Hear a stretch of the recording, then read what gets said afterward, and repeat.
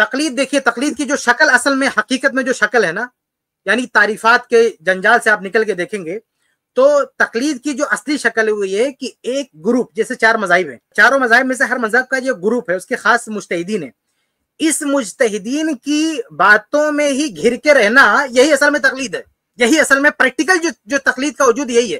بعض لوگ کہتے ہیں کہ نہیں یہ تقلید مطلق ہے، کسی کو خاص نہ کریں اور الگ الگ لوگوں سے سوال کریں، یہ تقلید مطلق ہے، اور تقلید شخصی حرام ہے۔ بھائی تقلید شخصی کا دنیا میں کبھی بھی وجود نہیں ہوا ہے، یہ بات یاد رکھیں، دنیا میں کبھی بھی تقلید شخصی نہیں پائی گئی ہے۔ کوئی دور میں کوئی ثابت نہیں کر سکتا کہ کسی دور میں کسی ایک امام کو خاص کر لیا گیا ہو کہ ہر معاملے میں ہم اسی کے مانیں گے، ایسا کبھی نہیں ہوا۔ بھائی بعض حنبلی مذہب سے جو واسطہ رکھتے ہیں وہ کیا بولتے ہیں، کہتے ہیں دیکھو حنبلی جو علماء ہے نا وہ اپنے بہت سارے مسائل میں امام احمد بن حنبل سے اختلاف کرتے ہیں، اس لیے آپ ان کو مقلد نہ بولو۔ آپ سمجھ رہے ہیں؟ کہتے ہیں حنبلی علماء امام احمد بن حنبل رحمہ اللہ سے اختلاف کرتے ہیں، اس لیے ان کو مقلد نہیں کہنا چاہیے۔ تو سب سے بڑے، اگر امام احمد بن حنبل سے اختلاف کرنے سے وہ مقلد نہیں رہ گئے تو سب سے بڑے غیر مقلد یا سب سے بڑے مجتہد آپ کو علماء احناف کو کہنا چاہیے، کیونکہ چاروں ائمہ میں یا چاروں مذاہب میں اپنے امام سے سب سے زیادہ اگر کسی نے اختلاف کیا ہے تو کون ہے؟ وہ علماء احناف ہے۔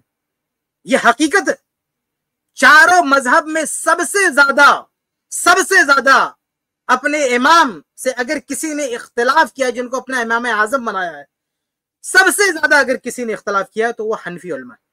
امام ابو یوسف رحمہ اللہ جو امام حنیفہ کے شاگرد ہیں، امام محمد رحمہ اللہ جو ابو حنیفہ کے شاگرد ہیں، ان لوگوں نے، بعض علماء نے تو لکھا ہے کہ 2/3 یعنی امام ابو حنیفہ رحمہ اللہ کی فقہ کے 3 حصے کرو تو ان 2 حصے میں ان کے شاگرد الگ ہو گئے، اختلاف کر بیٹھے۔ تو بھائی یہ جو ضابطہ بنا کے رکھا ہے آپ نے کہ اگر کوئی امام احمد بن حنبل سے اختلاف کر لیا تو وہ تقلید کے دائرے سے باہر نکل گیا، تو پھر تو یہ علماء احناف بھی تقلید سے باہر نکل گئے۔ بھائی پھر دنیا میں تو یہ جو مفروضہ ہے نا کہ ایک امام کو مان لینا اس سے علاوہ ہٹنا نہیں، یہ کبھی نہیں وجود میں آیا نا۔ نہ احناف نے ہر مسئلے میں امام حنیفہ رحمہ اللہ کو فالو کیا ہے، نہ مالکیہ نے ہر مسئلے میں امام مالک کی تقلید کی ہے، نہ شافعی نے ہر مسئلے میں امام شافعی رحمہ اللہ کو مانا ہے، نہ حنابلہ نے ہر مسئلے میں امام احمد بن حنبل رحمہ اللہ کو مانا ہے۔ سب سے زیادہ اختلاف اپنے امام سے کسی نے کیا ہے تو احناف ہے، اور سب سے کم مذاہب اربعہ میں سب سے کم جس مذہب والے، سب سے کم جس مسلک والوں نے اپنے امام سے سب سے کم اختلاف کیا ہے وہ علماء حنابلہ ہے۔ سب سے کم، حقیقت میں سب سے کم اگر اپنے مذہبی امام سے کسی نے اختلاف کیا ہے تو علماء حنابلہ ہیں۔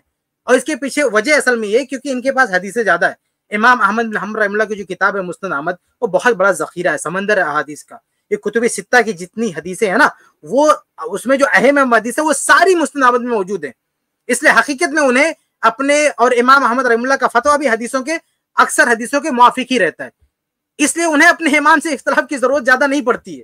لیکن امام حنیفہ رحمہ اللہ، ان کے پاس حدیث کی کتاب نہیں، حدیث کا وہ ذخیرہ نہیں، حدیث کا وہ علم نہیں، اس لیے ان کے جو شاگرد ہیں ان کو زیادہ ضرورت محسوس ہوئی کہ اپنے امام سے اختلاف کریں۔ تو یہ جو ایک شوشہ کچھ لوگوں نے چھوڑا ہے کہ بھئی کسی نے اپنے امام سے اختلاف کر لیا تو وہ اہل حدیث ہو گیا، وہ جو ہے مقلد نہیں رہے گا، غلط بات ہے۔ اگر اس اصول سے آپ صرف حنابلہ کیوں دیکھتے ہو، اسی اصول سے احناف کو بھی دیکھو نا، ان کو بھی غیر مقلد بنا دو کہ وہ تقلید نہیں کرتے ہیں۔ تو بہرحال اصل جو میں کہہ رہا تھا کہ یہ تقلید شخصی جو کہتے ہیں نا کہ ایک شخص کی تقلید کی جاتی ہے، یہ کدھر بھی نہیں ہوتا۔ مذاہب اربعہ میں کوئی بھی یہ دعویٰ نہیں کرتا ہے کہ ہم امام نے جو کہہ دیا وہ پتھر کی لکیر، ہم اس سے ہٹ نہیں سکتے، یہ کوئی نہیں کرتا، بلکہ پریکٹیکل کئی مسائل میں وہ لوگ اپنے امام سے اختلاف کرتے ہیں۔ بلکہ امام ابن تیمیہ رحمہ اللہ کا بہت سخت فتویٰ ہے۔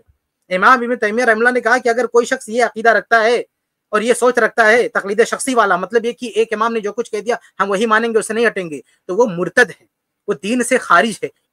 بلکہ یہ بھی کہہ دیا کہ واجب القتل ہے وہ، ان کا فتویٰ انٹرنیٹ پہ اکثر کر سکتے ہیں، میں نے ترجمے کے ساتھ لگا کے رکھا اس کو۔ تو امام ابن تیمیہ رحمہ اللہ نے اتنی سخت بات کہی ہے، تو مطلب حقیقت میں ایسا کبھی دھرتی پر ایسا کبھی کوئی دن ایسا نہیں آیا ہے کہ یہ دعویٰ کر لیا گیا کہ ایک امام کی ساری بات ہم مانیں گے، ہم اس سے نہیں ہٹیں گے۔ تو اس طرح کی تقلید دنیا میں موجود ہی نہیں ہے۔ کون سی تقلید موجود ہے؟ وہ اصل میں گروپ کی تقلید ہے، ایک گروپ کی۔ یہ حنبلی، یہ جو حنفی علماء ہیں، امام حنیفہ رحمہ اللہ اس میں آگے، صاحبین آگے، شاگرد، ان سب نے مل کے ایک مذہب ڈیزائن کیا، ایک مسلک ڈیزائن کیا، اس کی تقلید کروائی جاتی ہے، اس کو فالو کیا جاتا ہے۔ ایسے ہی شافعی مذہب ہے، ایسے ہی حنبلی مذہب ہے۔ ان کے جو اپنے کچھ علماء ہوتے ہیں وہ خاص طریقے پر اجتہاد کرتے ہیں. کہتے ہیں امام حنیفہ رحمہ اللہ نے یہ فتویٰ دیا ہے. ان کے خلاف جاتے تو کبھی کبھی کہتے ہیں کہ ارے بھائی ہم ان کے قول سے تو ہٹ گئے لیکن ان کے اصول پر ہیں. یہ بھی ایک نقطہ پیش کرتے ہیں. کہتے ہیں دیکھو ان کا قول تو ہم نے چھوڑ دیا لیکن چونکہ ہم ان کے اصول پر فتویٰ دے رہے ہیں اس لیے ہم اس مسئلے میں حنفی ابو حنیفہ رحمہ اللہ ہی کے ماننے والے ہیں. حالانکہ اصول بھی اپنے بدل دیتے, یہ لوگ اپنے اصول بدل دیتے, فتویٰ بدل دیتے. تو اصولوں میں بھی اپنے امام سے اختلاف کیا ہے, فتاوی میں اپنے امام سے اختلاف کیا ہے. تو حقیقت میں گروپ کی شکل میں تقلید پائی جاتی ہے. یعنی حنبلی فقہ ایک گروپ ہے, شافعی فقہ ایک گروپ ہے, جو ہے اس طرح سے حنفی فقہ ایک گروپ ہے, مالکی فقہ ایک گروپ ہے. اس گروپ کی تقلید کی جاتی ہے. حقیقت میں ہمیشہ سے یہی ہوا ہے کہ ایک گروپ کے مفتیان نے جو کہہ دیا ہے اس کو یہ مذہب کا قول ہے, یعنی یہی مفتہ بھی قول ہے, اسی کو لینا ہے. اور آپس میں اختلاف ہوتا رہتا ہے ان کا, آپس میں اختلاف ہوتا ہے. پھر ایک فتوے کو لوگ لاک کر دیتے ہیں کہ یہی چلے گا, اس کو بولتے ہیں مفتہ بھی قول یا مفتہ بھی, یا کہتے ہیں مذہب, یعنی یہی اصل مذہب ہے, یہ مذہبی قول ہے, مفتہ بھی قول ہے, اسی کو یہ لوگ مانتے ہیں. تو کہنے کا مطلب یہ ہے کہ تقلید شخصی کا کوئی وجود نہیں ہے. کوئی یہ نہ سمجھے کہ ایک امام کو مانا وہی تقلید ہے, باقی کوئی تقلید. حقیقت میں تقلید وہی ہے کہ ایک گروہ کو مانا, اور اس شکل میں تقلید آج بھی موجود ہے, پہلے بھی موجود تھی. ہاں صحابہ کے دور میں ایسا نہیں تھا. پوری گفتگو سے میں کیا بتانا چاہتا ہوں, یہ بتانا چاہتا ہوں کہ یہ شکل صحابہ کے دور میں نہیں تھی کہ کسی گروپ کو خاص کر لیا ہو, کسی بھی علاقے کے لوگوں نے کسی ایک صحابہ, 2-3 صحابہ کو خاص کر لیا ہو, یا کسی ایریا کے لوگوں کو خاص کر لیا ہو کہ ہم انہی کی بات مانیں گے, اس سے باہر نہیں نکلیں گے. ایسا صحابہ کے دور میں نہیں ہوا. بلکہ تقلیدی کتابوں میں آپ دیکھو کہ میرے بھائی بعض مقلد کہتا ہے, لکھتا ہے, بلکہ مقلد وہ ایسا ہوتا ہے جو اختلاف بھی کرتا ہے علماء سے, لکھتا ہے کہ اس مسئلے میں ہمارے مخالف کا امام شافعی کا قول حق بجانب ہے, اقرب الی الحق ہے. لیکن چونکہ ہم امام حنیفہ رحمہ اللہ کے, یعنی امام حنیفہ نہیں, یہ مسلک فقہ حنفی کے مقلد ہیں, اس لیے ہم اپنے مذہب سے باہر نہیں نکلیں گے. ابو حنیفہ سے تو باہر نکلتے ہی لوگ, لیکن جو فتویٰ لاک کر کے رکھا نا اپنے مذہب میں, ہم کہتے ہیں اس سے باہر جو ہے نہیں نکلیں گے. تو اس طرح کی تقلید جو ہے پائی جاتی ہے, اور شخصی تقلید نہیں پائی جاتی ہے, گروپ کی تقلید پائی جاتی ہے. اور یہ طریقہ شخصی تقلید تو نہ صحابہ کے دور میں تھی نہ آج ہے, اور گروپ کی تقلید یہ صحابہ کے دور میں نہیں تھی. اس لیے ہم اس تقلید کو نہیں مانتے. ہم نہ پریکٹیکل اس پر عمل کر رہے ہیں کیونکہ صحابہ کے دور میں ایسا عمل نہیں ہو رہا تھا, نہ ہم اس کو یہ نام دے رہے ہیں. ہم علماء, ہم کہتے ہیں جو عوام کا طبقہ ہے وہ علماء سے سوال کرے گا. یہ طریقہ صحابہ کے دور میں تھا, اس طریقے کو ان لوگوں نے تقلید نہیں کہا ہے, اس طریقے کو یہ نام نہیں دیا گیا. اس لیے آج بھی جو لوگ نام دیتے ہیں ان کو مبارک ہو. ہم اس طریقے کو تقلید کا نام نہیں دے سکتے. گرچہ بعض لوگ کہتے ہیں کہ لغوی طور پر اس کو تقلید, میں جانتا ہوں اچھی طرح سے کہ بعض اہل حدیث علماء بھی لغوی معنی میں تقلید بول دیتے ہیں کہ چلو یہ تقلید ہے, لیکن یہ چیز بہتر نہیں ہے. جب ہم ہر معاملے میں سلف کے منہج کے دعوے دار ہیں تو اس معاملے میں تقلید کے مسئلے میں ہم سلف سے کیوں ہٹ جاتے ہیں؟ عقیدے کے مسئلے میں ہم سلف کا حوالہ دیتے ہیں, تو ہر معاملے میں جب ہم سلف کا حوالہ دیتے ہیں تو تقلید کے مسئلے میں چاہے پریکٹیکل مسئلہ ہو, عملاً ہو یا قولاً ہو, کسی بھی اعتبار سے سلف کی رائے سے ہم کو نہیں ہٹنا چاہیے. اور تقلید کوئی اچھی چیز نہیں ہے. تقلید کے خلاف ابن القیم رحمہ اللہ نے تقلید نے جو گل کھلایا ہے اس لفظ نے, اور اس لفظ کے ساتھ اور اس ذہنیت نے جو گل کھلایا ہے, اس کے لیے کتنی محنت کرنی, یعنی اس ذہنیت کو توڑنے کے لیے, وہ جمود کو توڑنے کے لیے امام ابن القیم رحمہ اللہ کی کتاب پڑھیے, اعلام الموقعین پڑھیے. اس تقلید نے جنگ و جدال کرایا ہے, اس مقلدین کے آپس میں جنگیں ہوئی, میدان میں تلواریں چلی ہیں, لوگوں رفع الیدین کرنے والوں کے ہاتھ توڑے گئے ہیں. یعنی اتنا سب کچھ ہوا یہ تقلید کی وجہ سے ہوا. اس نے حزبیت پیدا کیا, اس نے گروپ بندی پیدا کی, ایک دوسرے کے خلاف جو ہے نفرتیں پھیلائی. حالانکہ صحابہ کے دور میں بھی علماء کا اختلاف ہوتا تھا میرے بھائیوں, صحابہ کے دور میں صحابہ میں اختلاف ہوتا تھا, تابعین میں اختلاف ہوتا تھا, لیکن وہاں کوئی گروپ نہیں بنا, کبھی آپس میں ٹکراؤ نہیں ہوا. لوگ جو سمجھتے تھے عمل کرتے تھے, جس کے قول سے مطمئن ہوتے عمل کرتے تھے, لیکن مخالف پر کوئی طعن و تشنیع نہیں کی گئی, اس کے ساتھ کوئی جھگڑا نہیں ہوا, کوئی گروپ بندی نہیں ہوئی.